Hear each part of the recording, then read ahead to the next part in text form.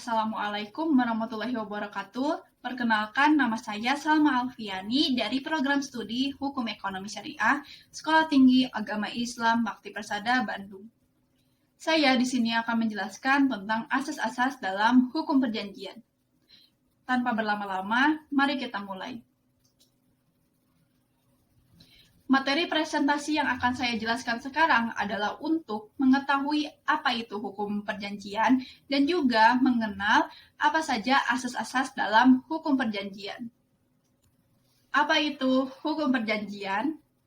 Definisi hukum perjanjian secara umum. Menurut KUH Perdata pasal 1313 dikemukakan definisi singkat tentang perjanjian. Dijelaskan bahwa perjanjian adalah suatu perbuatan dengan mana satu orang atau lebih mengikatkan dirinya terhadap satu orang lain atau lebih. Beberapa ahli hukum mendefinisikan perjanjian sebagai suatu peristiwa di mana seorang berjanji kepada orang lain atau di mana dua orang saling berjanji untuk melakukan suatu hal.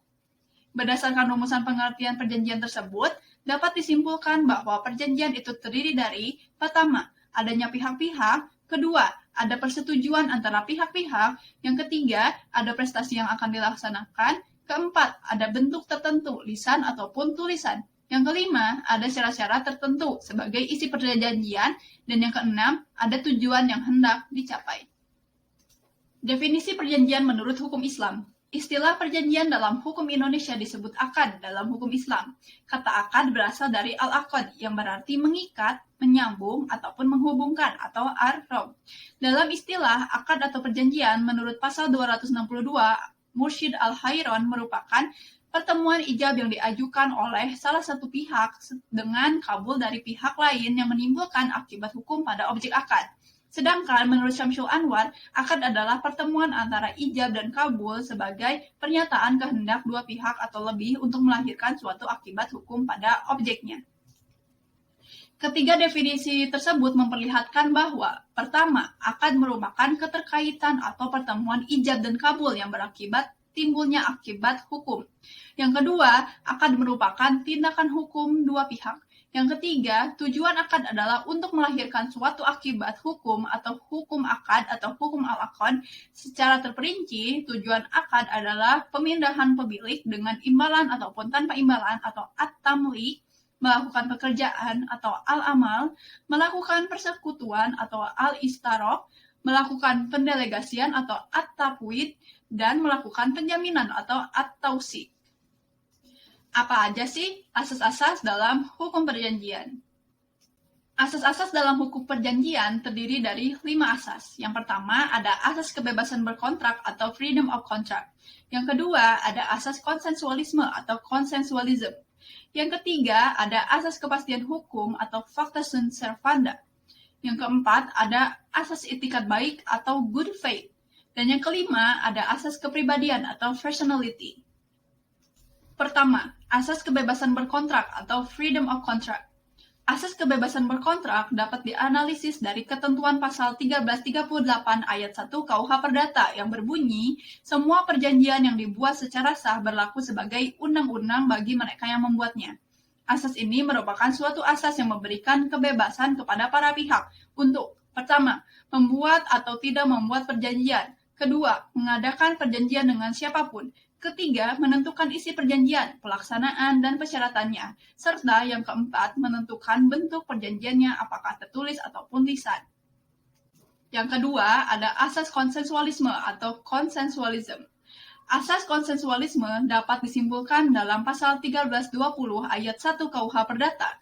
Pada pasal tersebut ditentukan bahwa salah satu syarat sahnya perjanjian adalah adanya kata kesepakatan antara kedua belah pihak. Asas ini merupakan asas yang menyatakan bahwa perjanjian pada umumnya tidak diadakan secara formal, melainkan cukup dengan adanya kesepakatan kedua belah pihak. Kesepakatan adalah persesuaian antara kehendak dan pernyataan yang dibuat oleh kedua belah pihak.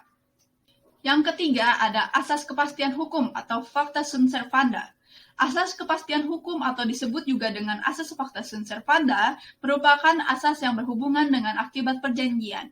Asas facta sunt servanda merupakan asas bahwa hakim atau pihak ketiga harus menghormati substansi kontrak yang dibuat oleh para pihak.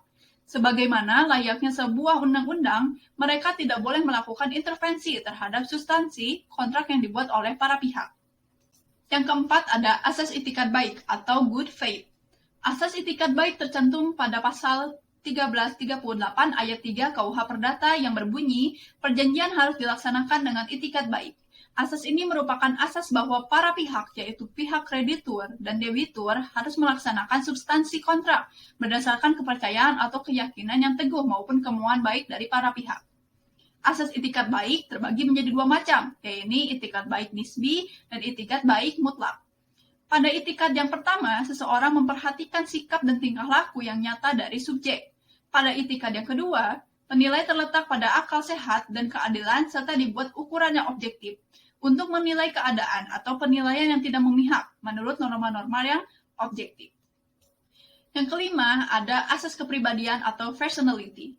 Asas ini adalah bahwa sebuah perjanjian hanya mengikat para pihak secara personal dan tidak mengikat pada pihak lain yang tidak memberikan kesepakatannya.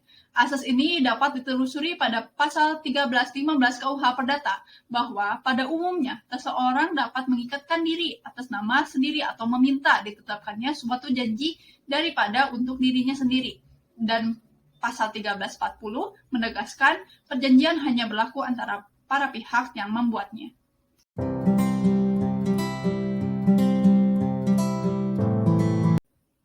Kesimpulannya adalah, asas-asas tersebutlah yang menjadi dasar pijakan dari para pihak dalam menentukan dan membuat suatu kontrak atau perjanjian dalam kegiatan hukum sehari-hari. Dengan demikian, dapat dipahami bahwa keseluruhan asas yang sudah kita bahas merupakan hal penting dan mutlak harus diperhatikan bagi pembuat kontrak atau perjanjian, sehingga tujuan akhir dari suatu kesepakatan dapat tercapai dan terlaksana, sebagaimana diinginkan oleh para pihak. Sekian dari saya. Terima kasih. Wassalamualaikum warahmatullahi wabarakatuh.